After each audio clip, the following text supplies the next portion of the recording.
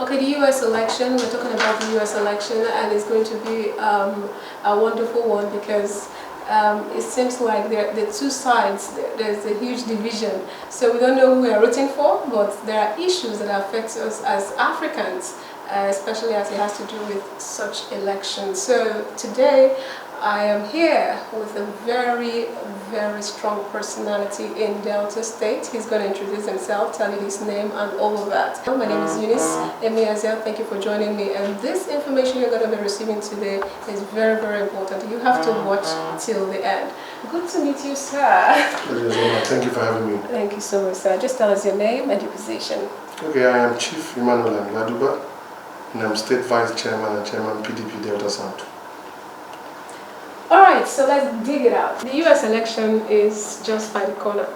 And there are a lot of persons who are saying that the election might have some implication on the African continent, just like some say it will have on the global community itself. So I want to narrow myself down to Africa. I want to know what you think about the election as pertains to the African nation. How do you think the election will affect us as Africans in the different policies and all of that? So this is why we are here. Okay, thanks very much for your elaborate question. For me, I would say your question came in phases. First, what do I think about the US election?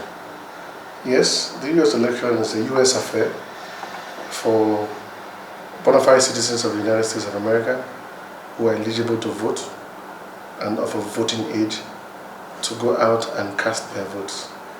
As for the impact on the African continent, as you know, the dollar is the yardstick for currency measurement in the world.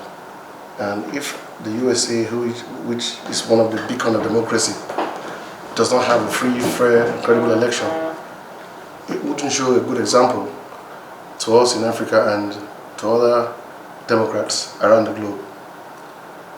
It is important for America to have a stable candidate, to have a candidate who will first look inward. Secondly, the interest of the world. They're classified as the world policeman, and if they're not stable, the world will be unstable. In Africa, the implications will be it will be complicated implications for us if the elections there are not free and fair because of the various policies of the two sides. For now, by my opinion, we have a very imbalanced trading system between Africa and the US. We import more than we export to the States. And if we have very little export capacity to the States, rather importing more, if they're not stable in terms of the elections, we will be on the losing end because we import more than we export. The onus is on us to try and develop our economy, make sure we have a strong, thriving economy that will bring the dollar to an appreciable height or appreciable level with the African currencies. For now, you get them in tens and thousands and hundreds to $1, which is not fair. But a stable America in terms of the elections, by a candidate that will look into the livelihood of the people, both in America and worldwide, by a candidate that would not be temperamental, that would not be good for world peace, by a candidate that will be all-inclusive, by a candidate that will unify the United States of America. If that happens, we might see some positive effects in Africa and in the world. Okay, so let's look at Nigeria particularly. The relationship between our country, Nigeria, and the US, how would you describe it? Again, from my own view, I think we have a cordial relationship between Nigeria and the US. It can be improved upon. We will encourage more export from Nigeria to the US. For now, they're buying our crude oil. I think they're buying in drips and drabs because they have options from the Middle East. But I would like for Nigeria to have a stronger export capacity.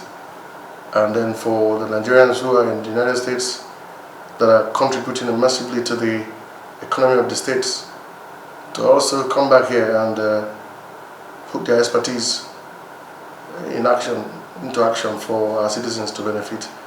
Of course, I will not, stand on that without saying, for us here in Nigeria, we should make the economy and the environment viable for people to return home. Myself as an example, a returnee as well. Okay, so just before I let you go, sir, there's an area you just brought out. We're talking about reliance, self-reliance. Why is it that whenever there is an election between in the US, rather, and some of those power countries, you see most African nations begin to agitate, oh, is this person's policy going to affect me or not? What is your word to leaders in the African countries, including Nigeria, working on being self-reliant? So what is your word to our leaders? Well, you should also know that America is the world's biggest economy, the world's largest economy. So when they sneeze, the rest of us catch cold. For us to have some form of balance in Africa, we must try to work on our technology. The world is now moving to AI, artificial intelligence. We must work on our research, fund our research institutes to make sure that we have people who can stand the test of time in terms of technologies around the world. And we should also work on our food security. We tend to import a lot of grain. Look at Ukraine now. Ukraine has problem with Russia, and we are crying the price of wheat or bread and all that because we don't have food security in our country. So we must work on our agriculture with finished product, processed product, rather than take cocoa out of Nigeria, overseas, and then bring it back to us as hot chocolate or chocolate. Process it here and finish it here. So if we do that, we will not bother about the elections or whatever happens there. Human capital development is very key. There are some little jobs that you think are not important. They're very important. We're bringing expertise to come and build our roads, our bridges and all that. We're spending so much on foreign exchange. If we develop our institutions, our higher institutions, pay our lecturers on time, do our stuff that we're supposed to do here, develop our people, we'll be rest assured that we will not be bothered if any other country is having an election or not. But for now, I wish them well, and I pray the best candidate wins. So you don't have anybody you are rooting for right now? Yes, I'm rooting for the best candidate. The candidate that will bring peace to the world. The candidate that will listen to the voice of the people. The candidate that will eliminate hardship. The candidate that will ensure gender friendliness and gender balance. The candidate that will ensure that there is peace in the Middle East and other parts of the world. Be it Democrat, be it Republican, whoever. The choice is for the American people. They've seen all the campaigns going around the country, and they should know that violence, threat, is not the way to go. Vote your conscience, and I wish them well. Thank you very much, sir. You're welcome. Okay, we are still here talking to someone else. We have other persons. Nice one. Studio line. We told them Oh my goodness. the president and we're No, no, it's not Are you good? Okay, so we are still with some other persons who have their own opinion concerning the election that is coming up. Everyone has a say because we know that this election is going to affect African countries, including Nigerians. So we have Ogen right here. He's going to tell us one or two things, and then we'll meet up other persons who are going to share their opinion about this election. So this election is a very interesting one in the sense that just like how elections are supposed to be, how they are meant to be, there are opposing views. Not all of them are wrong, not all of them are right, but it's just like a clash of views in America. They might not be the best candidates to have come forward, but they're the ones out there. So that's just the views. Yeah. Both opponents touch on different points that I feel has divided both US as a country, but also outsiders, because the US is a world power, and whatever happens in the election has a translatory effect on every other country around it, especially allies. So on the Nigerian point of view, or immigrants, most of them want Kamala Harris because the Democrats are very soft on immigrants, especially those that have a plan to come there and stay and build a life and move on from there. But Trump is going to come with an economic agenda, something that he doesn't care about. I won't say he doesn't care, but he doesn't care about migrants and immigrants and all that. So It's just from the outsider's point of view, people will want Kamala. Then for US citizens, Trump is harder on economy. So it's going to ensure that the common man, in their point, the middle class, has a say, has a stance, and they're actually heard and all that. So looking at it is just something, it's just very exciting. Okay, so let's look at trade. What about in trade relations? Is it going to affect us? Let's look at their cooperation, security cooperation, all of those angles. How is it going to affect the African countries? First of all, just like I said, most of the things we buy outside our countries, we buy in dollars. So it means we have relations with the United States. So their elections are going to undoubtedly have an effect on how our lives go forward from them because of the policies of the coming president. So, and because of that, I just want to appeal to our leaders, because we need to ensure that these things don't happen naturally. There are some countries that are there, and even though it's going to have these elections, the results will have a ripple effect on what things will happen worldwide. Their countries will not necessarily face any hard time, or it's not going to be so much of an uncertainty for them to really worry about.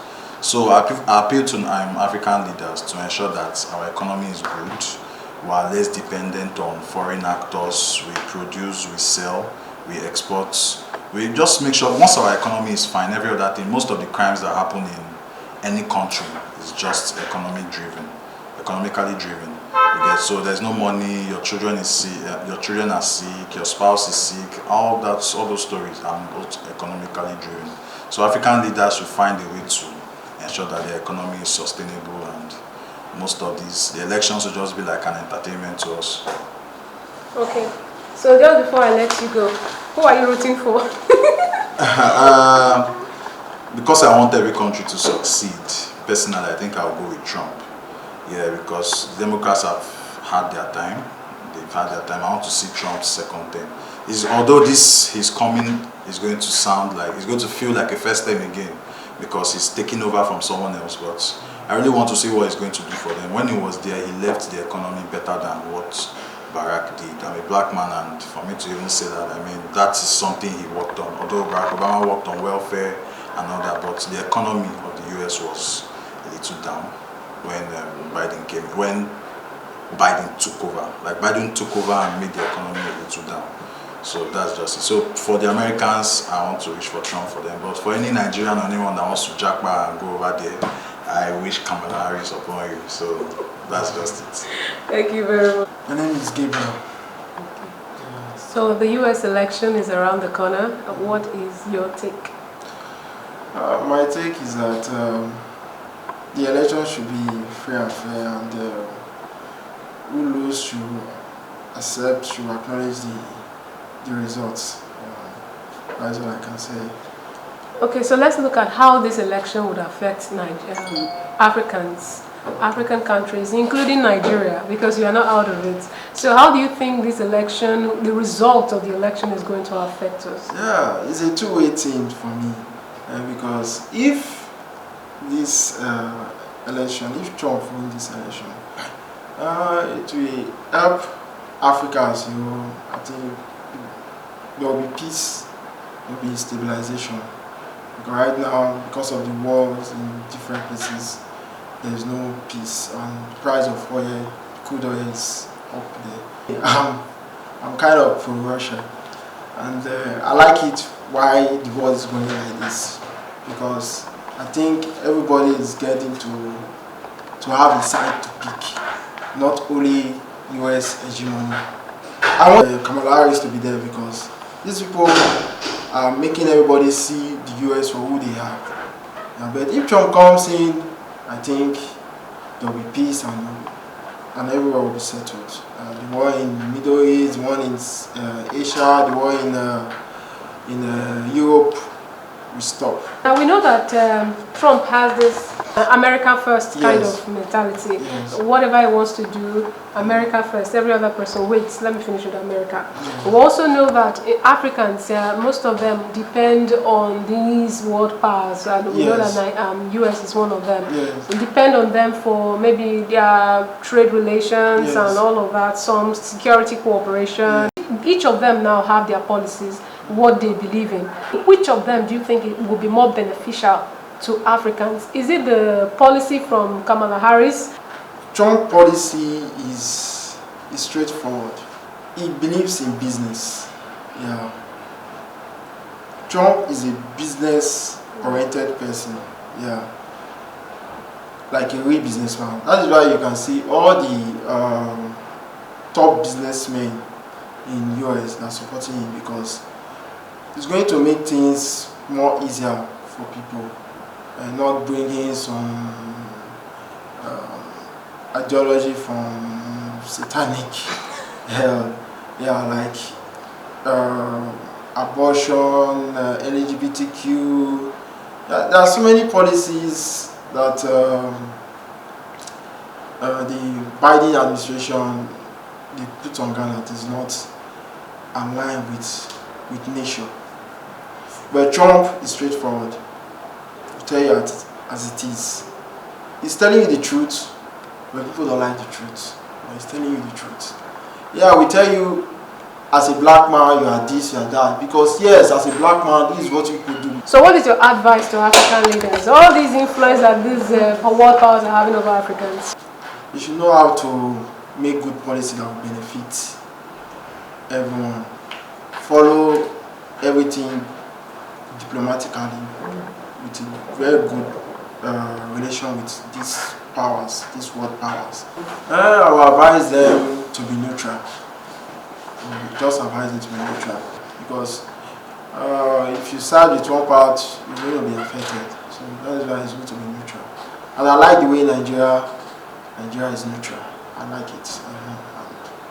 I just hope for other countries to be neutral like that. That's the best.